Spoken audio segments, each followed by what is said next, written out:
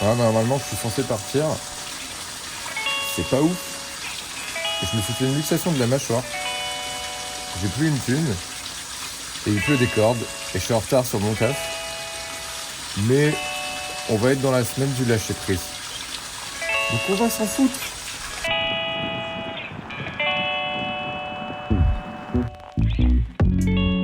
L'étape d'Angers m'invitait à relativiser, à accepter le cours des choses et y trouver des opportunités. Après, on peut aussi faire une petite soirée. J'arrivais à me détendre dans l'inconfort. Je chantonne les chansons les plus douces, quoi.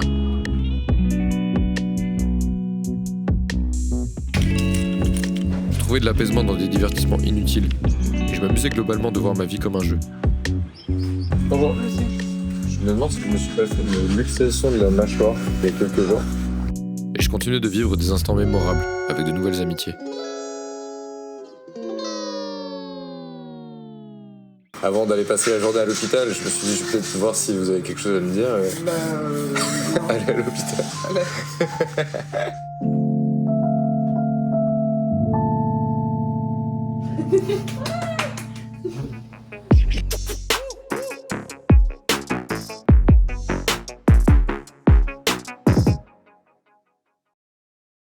Je me suis vraiment mis sans faire exprès, pile en face de ça.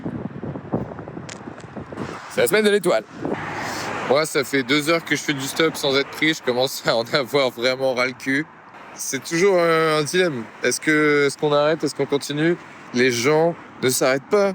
Et les gens même font des esquives au risque de se foutre dans la voie d'en face. Là, il y a quelqu'un qui s'arrête, mais c'est pour déposer son pote, je pense. Plus exactement un covoitureur qui a dû le payer. Parce que plus personne ne fait de choses gratuitement. Il n'y a plus d'entraide.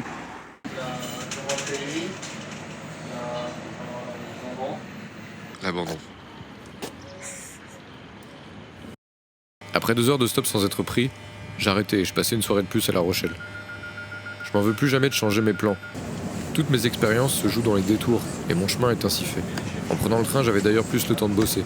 Vu le problème que j'avais à la mâchoire, c'était aussi mieux de ne pas avoir à trop parler et pouvoir me reposer. Notre train TER, Pays de la Loire, arrive en gare, d'Angers-Saint-Loup, terminus du train.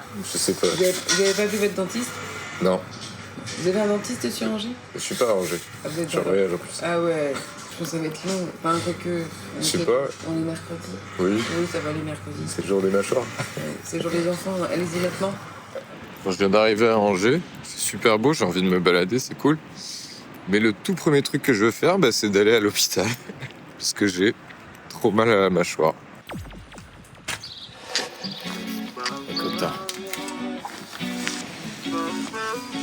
Est-ce qu'il y a une personne de confiance que tu as à mettre dans votre dossier? On peut mettre peut-être ma sœur qui est à Besançon. C'est la première fois que vous venez par chez nous? Ouais, c'est mon premier jour à Angers. Bienvenue. Eh ben, bienvenue, écoutez, Merci. vous allez éviter les urgences, c'est plus sympa. Mais franchement, elles sont belles. Elles sont plein dans la ville en plus. Oui, c'est vrai. Franchement, Je vais stationner dans la salle de Ouais. confort, vous êtes le prochain vu par l'infirmière d'accueil. super. J'étais loin d'être à l'article de la mort, donc j'ai pris mon mal en patience. Et j'ai quand même attendu de 10h du matin à 17h, sans manger, pour ne même pas faire de radio et recevoir peu d'explications. Mais c'est ok. Ok.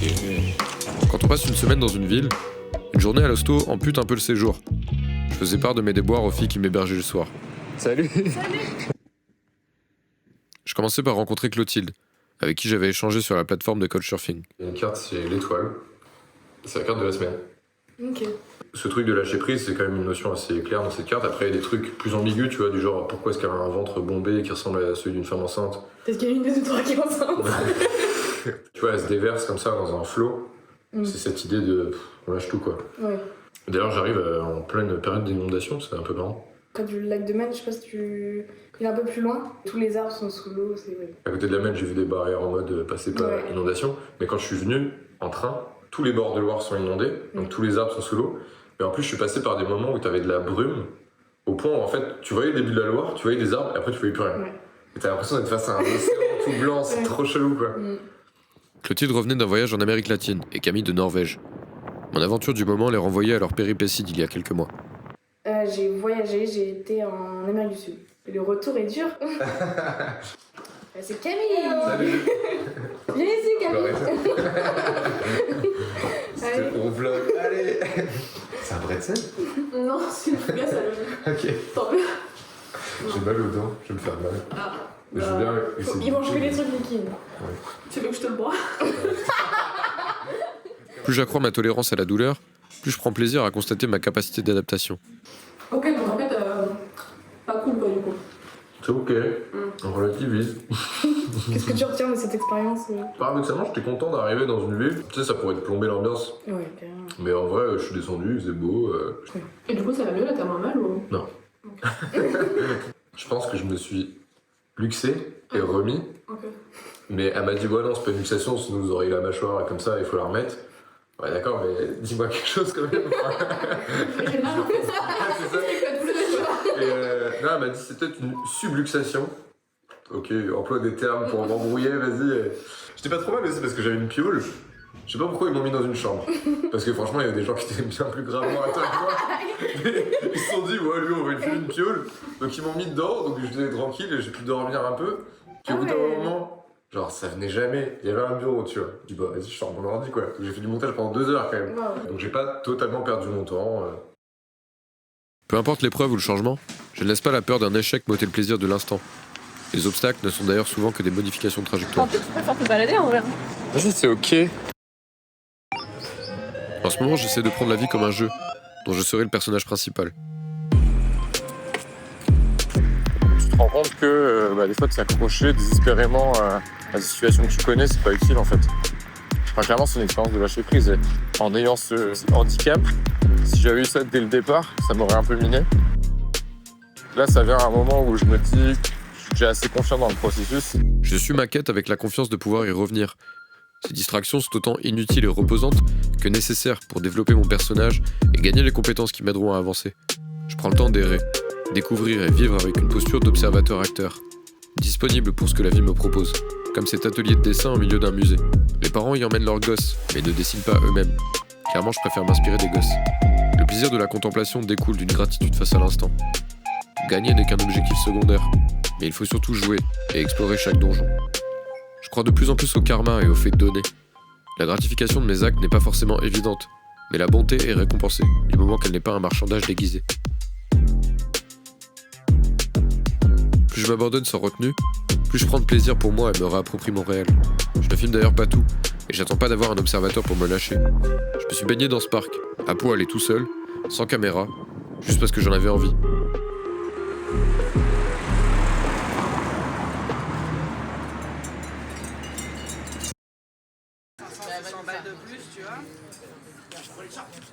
Si tu devais résumer Angers en 3 mots.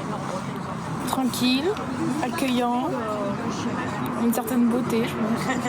Il y a un petit truc autour de le mélange entrepreneuriat mais produit du terroir, tu vois. Il y a un fromager qui a juste à côté de chez nous et ça me fait trop rire parce que chaque fois que je rentre du taf, ils sont avec leur petit verre de vin blanc. Ils sont devant le truc et moi je sais pas, j'y vais en mode tu peux venir acheter du fromage, en mode ah non là c'est fermé. Tu sais, eux ils parlent entre eux et tout. Le fait qu'on soit la première ville où il fait bon de vivre. Mais ça, est-ce qu'on peut en parler? Parce que pourquoi en fait? Mais tout le monde veut. C'est vrai ça? C'est pas un truc que chaque ville. Non, il y a vraiment un classement. Ok. Les filles me suivaient dans mon délire et voulaient bien organiser une soirée chez elles le surlendemain. Après niveau enceinte, on a que les trucs que t'as vu, les petites enceintes de merde. Ouais. J'ai des sons tranquilles que je peux faire en mode agrément d'une soirée quoi. Il y a moins de pression. Ouais bah au pire oui, option un peu acoustique, ça peut être bien. On peut se dire ça, on fait une soirée tranquille. Enfin, sauf avec des gens qu'on connaît pas, excuse-moi je te coupe la parole. Ouais. Faut leur vendre du rêve, tu vois. Bah oui et non parce que faut leur vendre ce qu'on peut leur offrir quoi. Oui, oui. Les filles avaient investi la coloc depuis peu et n'avaient pas beaucoup de contacts sur Angers. Fallait donc trouver des inconnus la veille de l'événement. Demain on fait escalade. On fait escalade et on se trouve une bande de grimpeurs. En vrai, les grimpeurs c'est souvent des musicos, ça. Donc. Ouais, mais oui, mais c'est des hipsters errants, donc ça va bien se passer. On tente ça, déjà, ça nous fait une première piste. Moi, dans la journée, je vois ce que je peux tenter.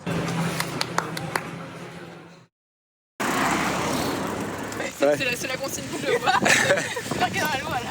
Moi, je dirais solaire. La carte de l'étoile, comme celle de la tempérance, 2 amphores, mais qui se déverse. J'avais phasé sur les camions-citernes à Rennes, et je tombe sur un qui s'est renversé à Angers. À l'escalade, Camille avait osé faire le premier pas et inviter quelques grimpeurs à la soirée. Comment tu t'es senti de faire ce premier pas? D'aller vers cette personne. Ouais. J'étais pas particulièrement stressée. J'avais juste pas comment amener le truc, quoi. Je me sens responsable du fun des gens, tu vois. Faut se détendre un peu aussi sur l'enjeu, tu vois. Ouais. Mais c'est un travail intéressant de lâcher prise par rapport à ça, quoi. Ouais, grave. Et bon, bah voilà, c'est ça le plan. Le frère, elle était plutôt gentille. Bah grave. C'est marrant comment tu vois la perception des gens, en fait, tu te fais plus une idée négative de base. T'envisages le scénario où on va te dire va te faire foutre. Ouais. Alors bah, c'est ça qui fait peur, quoi. Ouais. Alors que les gens, des fois, sont juste très contents et ouverts.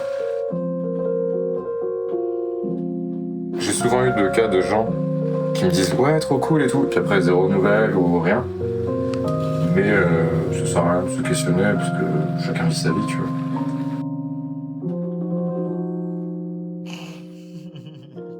De leur côté aussi, il faut faire le pas de faire confiance à un inconnu.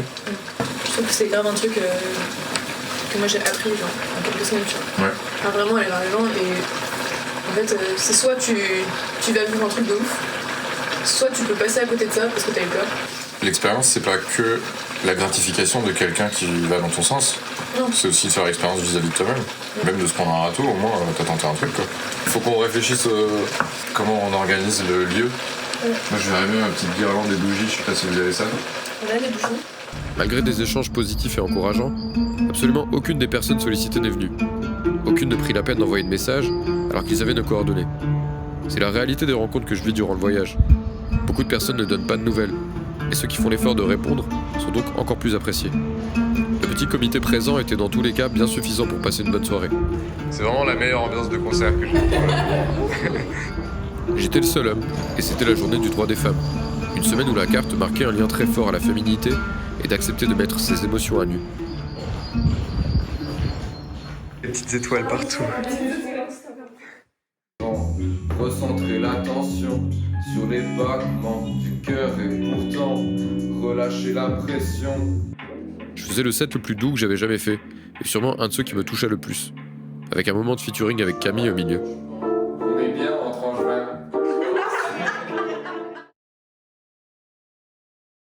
Je finissais mon séjour tranquillement, avec quelques signes supplémentaires.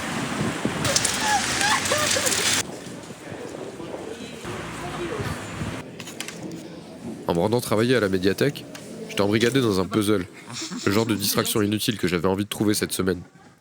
Après un bon moment à trier des pièces qui avaient toutes la même tête, Annabelle se manifestait pile quand j'allais partir. Bah, je tire les cartes de ouf. Ah, moi aussi. J'ai toute une collection. C'est une collection de tarot de Marseille et tout. Ouais. On prenait le temps d'un café et de tirage de cartes. J'aime bien faire peut-être une dernière. Dernière quoi? Une dernière carte. Ouais, vas-y. C'est un dernier message. Le diable. C'est une invitation à laisser plus de place à la créativité et à ce grain de folie un petit peu, mais en faisant attention à justement pas basculer, à rester dans un bon entre-deux en fait. Pas partir trop d'un côté ni d'un autre. Tu sais comment s'appelle le projet que je vis en ce moment? C'est à la base mon album portait ce nom. Et c'est le nom que j'ai donné aussi au périple, c'est Folie Curieuse. Ok. Voilà. Donc il y a ce truc d'accepter la folie.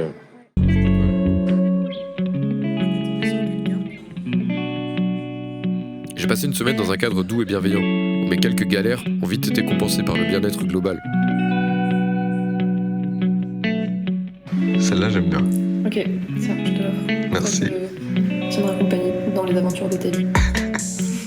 En partant, j'ai beaucoup pleuré. Je faisais le deuil des personnes que je venais de rencontrer, mais je versais surtout des larmes de joie. Pour être honnête, c'est un peu absurde de se filmer quand on pleure, mais je voulais le montrer parce que c'est ok de ressentir des trucs. En acceptant de regarder et vivre ces émotions pleinement, on finit par les comprendre, et on éclaircit le brouillard psychique qui nous cache à nous-mêmes. On peut se défaire d'angoisse inutile et se connecter à une joie profonde de l'instant. On commence à comprendre quand persévérer ou lâcher prise pour s'élever. Et on finit par adopter une posture similaire aux arts martiaux, où la force vient surtout de la relaxation et de la souplesse. Ok, vas-y, dis-moi trois trucs. Oui, parce que c'est facile de dire ça va, ouais. C'était chiant, mais de déterminer vraiment. Quand la vie nous submerge, Lutter et se débattre ne résout parfois rien et peut aggraver la situation. Alors qu'il suffit de se laisser porter et suivre le flot. Accepter une certaine mort de l'ego, mais trouver l'amour de soi.